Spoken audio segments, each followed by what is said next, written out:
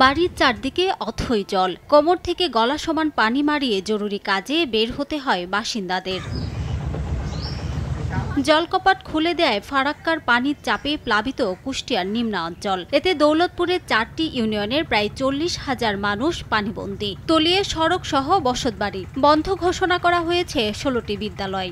রানতে পারছি নি, খড়ি নাই, চাল নাই। আমি ক্লাস 7-এ পড়ি, বন্যা লাগিয়ে স্কুলে যেতে পারছি না। গরু বাছুর পশু এটি নিয়ে খুব কষ্টতে আছে আমরা। আমাদের মেডিকেলে যাওয়ার সমস্যা হচ্ছে, পারাপার হওয়ার সমস্যা, বাজার ঘাটে যাওয়ার অনেকেরই সমস্যা হচ্ছে। এর মধ্যে জিআর চাল বরাদ্দ করেছি, পাশাপাশি আমাদের কিছু শুকনা খাবার ছিল, সেই শুকনা খাবারগুলো উপজেলা নির্বাহী অফিসার বরাবর আমরা প্রেরণ করেছি।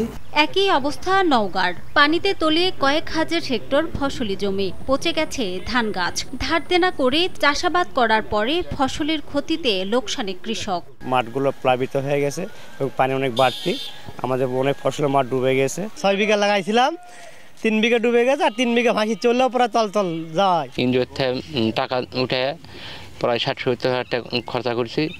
এখন এমন অবস্থা, ধান তো প্রায় পচা ভাব। তবে কুড়িগ্রামে দুধকুমারের পানি কমে বিপদসীমার নিচ দিয়ে প্রবাহিত হচ্ছে। স্থিতিশীল অবস্থায় রয়েছে তিস্তা, ধরলা ও ব্রহ্মপুত্রের পানি। রিমু সিদ্দিক, সময় সংবাদ।